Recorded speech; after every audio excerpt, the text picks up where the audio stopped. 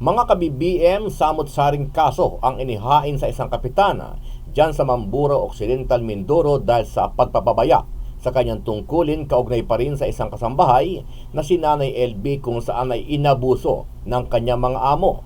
Ayon kay Senator Rapi Tulfo, walang karapatang mamuno sa barangay itong si chairman matapos maliitin si Nanay LB at sabihan pa niya itong taong grasa sa halip na tulungan dahil sa sinapit itong pang-aabuso sa kanyang mga amo. Tapos ngayon, may gana ka pang tatakbo ulit ng election. Ang kapal naman ng mukha mo, pare, at chairman. Huwag ka na tumakbo. Kasi hindi ka karapat dapat maging chairman. Honest, you don't deserve to be a barangay chairman. Tapos tatawagin mong taong grasa itong kasambahay. Mas masahol ka pa sa taong grasa. So ganun pala, pag merong pumunta dyan na mukhang kawawa, pulubi, na hingi ng tulong, taong grasa ang tawag mo. Palibase, malinis yung pananamit mo. Samantala, maliban kay chairman, dawit din sa pinakakasuhan at pagsibak sa pwesto itong isang policewoman na si Sergeant Lisa dahil sa kanyang ginawang panduduro kay Nanay LB matapos isiwalat ng kasambahay ang ginawa sa kanya ng pulis. Palabay. Ganito po yun.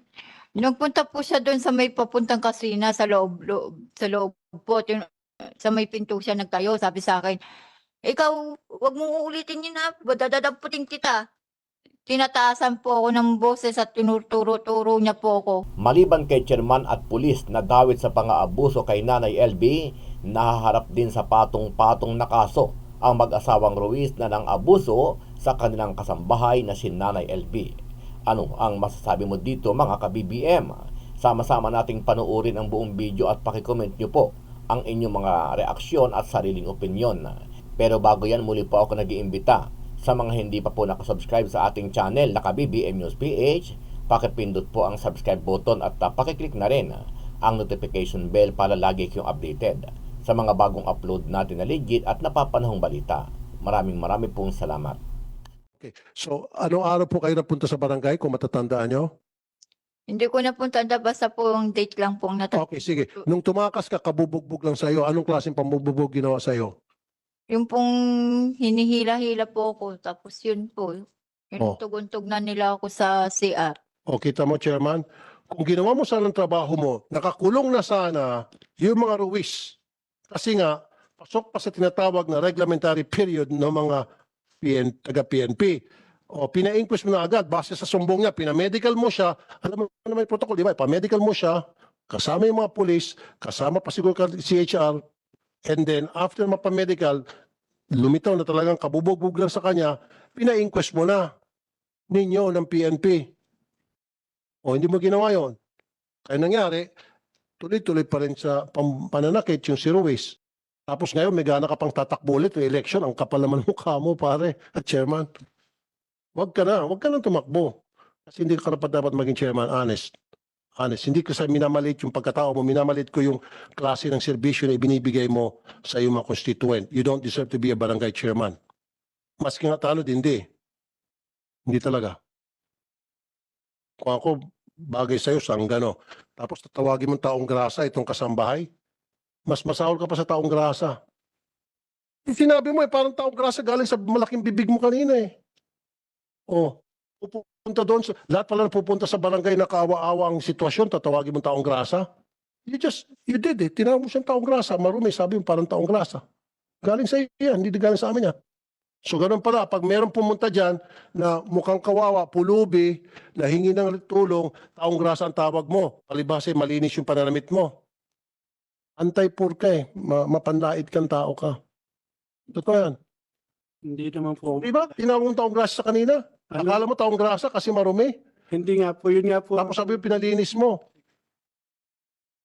Hindi ka gumagamit ng masalitang taong grasa, Mr. Chairman.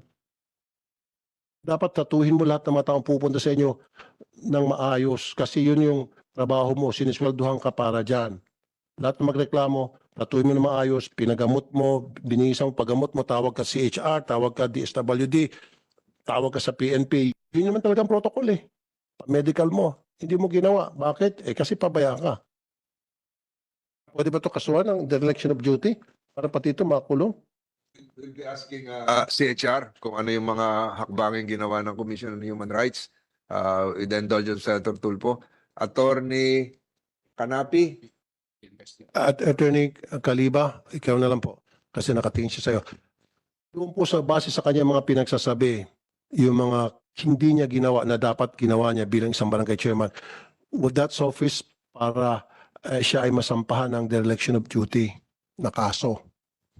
Uh, as a lawyer, Mr. Chair, I think that could also be a ground. Okay. Pero tinitingnan po namin kasi is the human rights violation. But as to the question, that might be a possible ground, Mr. Chair. So, who will file that case against this barangay chairman in dereliction of duty? Kami po kasi ang mandato namin is main mandate is to investigate po. Investigate. That can also be part of the recommendations after the investigation. Okay. So you will recommend that after investigation doon sa lawyer na provide para kay Ma'am Eva. Pagtulungan niyo po, imbestigahan ko. We will coordinate with the lawyer of Nanay LV po. Okay. Galing-galingan mo pagiging abogado, sir. Mukhang medyo But it is baka up, matalo tayo rito. but it is up to the You just said na you're gonna file serious physical injury. it is up to the prosecutor, Mr. Chairman, Mr. Senator, to appreciate whether or not. So ang ibig sabihin baka nag-conspire. Yes, yes, because the mere fact that he called Mr. Ruiz that Para madala doon at pagdating doon kinulong Yes. at hindi siya makalabas, naging instrumento siya As- doon sa pag-illegally detained Detention. kay ma'am. Okay, so as earlier conspiracy. mentioned, all enforcers who know that a commission of crime should be reported to the Ay, mas proper maganda kung serious illegal detention kaysa dereliction of duty, mas mababaw ang kaso ata nun. Yun na lang, siguro serious illegal detention para mabulok sa bilangguan ko. Paano po na-involve itong si Sergeant Liza? Alabay? Ganito po yun. Nagpunta po siya doon sa may papuntang kasina sa loob po. Sa may pinto siya nagtayo. Sabi sa akin, ikaw, wag mong uulitin yun ha. Dadadaputin kita. Tinataasan po ako ng boses at tinuturo-turo niya po ako. Wag po ulitin ang Ang ginagawa ko po, yung paglalagay po daw po ng bulbul sa pagkain. Pag ginawa ko daw po yun. Tinaasan niya po ako ng boses nung nagpunta po siya doon sa may kusina namin. police officer Lisa, totoo ba yan? Yung nagtakas ka ng kinonfront mo? Hindi po, sir. Hindi po ako nakakarating, sir, doon sa mismong pintuan ng bahay ni Franz. Doon lang po ako nakakarating, sir, doon sa pinakalamesa na kung saan doon po ako nagbabayad. Ako po, pag bumibili po na ng produkto ng tindahan ng Ruiz, pinakamatagal ko na po, Your Honor, is 3 minutes. Minsan nga po, yung motor ko po ay hindi ko na pinapatay kasi pagbili ko po, Your Honor, nagmamadali po akong umalis dahil duty pa po ako at papasok po yung mga anak ko. Yun po ay mapapatunayan ng mga tindera-tindero doon po. Kasi ang namimit ko lang po doon sa palengke, doon sa tindahan ng Ruiz, yung mga tindera at tindero lang po ni Mr. Ruiz. Pero si LB po, hindi ko po siya nakikita kasi nga siya po ay kasambahay, nasa likod lang po siya. So ano tingin mo rason bakit siya gagawa ng istorya? Yun nga po, Your Honor, hindi ko po alam.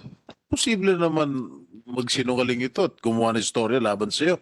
Ito lang suggestion ko, maganda yung kasambahay bill natin, pero I think we have to revisit that. Meron ako isa-suggest, ipapile bilang amendment. Siguro higpitan natin yung parusa, taasan natin yung parusa laban doon sa mga amo mapang api. And siguro lagyan natin doon na tama kayo may monitoring, dapat merong hotline yung each barangay na pwedeng tawagan ng isang kambay in distress. And kapag mawag isang kasambahay, dapat yung numero na madali may memorize, siguro 3 or 4 numbers. Okay. Pupunta agad yung social worker, kasama yung tanod and kasama yung PNP para i-check kung totoo nga yung sumbong. At kapag na-verify yan, agad-agad damputin si amo at kasuhan. Only then, protection na natin yung ating mga pobreng kasambahay na palagi nasasaktan. Kasi time and time again, nakakatanggap ako ng ganitong klaseng reklamo, napapabayaan, nagmumukha silang kawawa. Ang pinakamasaklap pa nito, in my experience, palagi silang binibintangan na nagnakaw. Kapag naipit na yung amo, nabugbog na sa kasambahay, ang gagawin ni amo, paplantahan ng mga pera, relo, kung ano-ano pang mga alahas, si kasambahay sabi nagnakaw. Nababaliktad patuloy si kasambahay. Si kasambahay, in some cases, aatras na lang kaysa naman makulong dahil nga nagnakaw, qualified theft. So those things has to be changed and I will file a bill naman this time kasama dun sa kasambahay law ninyo, Senator Estrada, na magkaroon ng mas matibay pang proteksyon natin mga kasambahay and then mataas na parusa. Dapat one strike policy laban doon sa mga pang-aping mga amo. Salamat, Mr. Chair.